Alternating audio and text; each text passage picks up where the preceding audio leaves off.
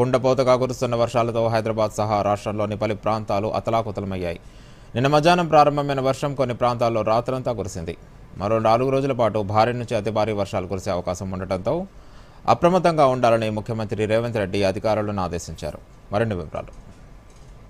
బంగాళాఖాతంలో ఉపరితల ద్రోణి ప్రభావం, అల్పపీడన పరిస్థితుల వల్ల రాష్ట్ర వ్యాప్తంగా భారీ వర్షాలు కురుస్తున్నాయి. గత 2 రోజులుగా కుంభవృష్టితో హైదరాబాద్ సహా రాష్ట్రంలోని పలు ప్రాంతాలు అతలాకుతలమవుతున్నాయి. ప్రధానంగా మధ్య తెలంగాణ జిల్లాలో వర్షం బీభత్సం సృష్టించింది.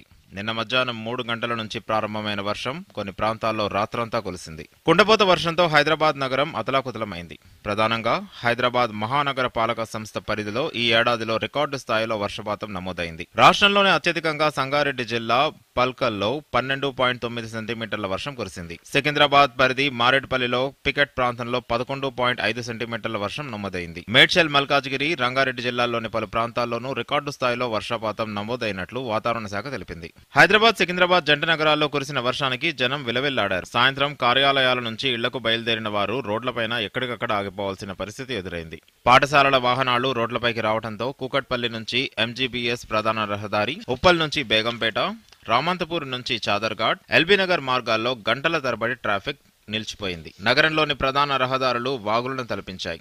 దీంతో పెద్ద ఎత్తున జనం మెట్రో రైల్లో ప్రయాణించారు. నాలాలు పొంగి పొర్లటంతో లోతట్టు ప్రాంతాల్లో జనజీవనం స్తంభించింది.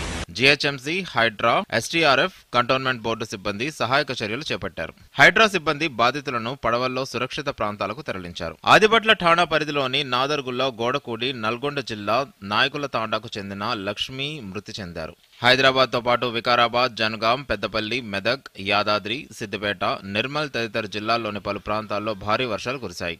దీంతో వివిధ ప్రాంతాల్లోని వాగులు, వంకలు ఉప్పొంగి ప్రవహించాయి.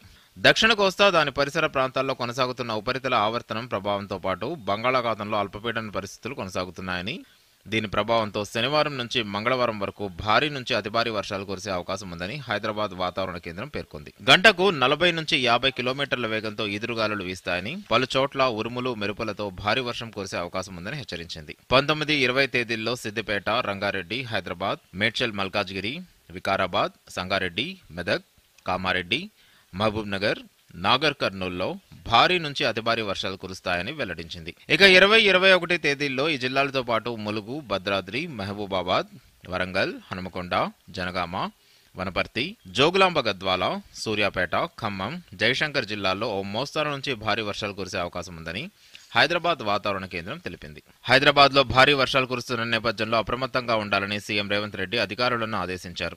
జీహెచ్ఎంసీ, హెచ్ఎండిఏ, వాటర్ వర్క్స్, విద్యుత్, పోలీసు, ఎస్డీఆర్ఎఫ్, హైడ్రా బృందాలు ఇతర విభాగాల అధికారుల సమన్వయంతో పనిచేయాలని సూచించారు. ప్రజల ఫిర్యాదు చేసిన వెంటనే స్పందించి అవసరమైన చర్యలు తీసుకోవాలని ఆదేశించారు. మరోవైపు వర్షాల నేపథ్యంలో జారీ చేస్తున్న హెచ్చరికలపై ప్రజలు కూడా అప్రమత్తంగా ఉండాలని, అవసరమైతే తప్ప వర్షం కురుస్తున్న సమయంలో బయటకు రావద్దని జీహెచ్ఎంసీ సూచించింది. Bureau report, Doordarshan news.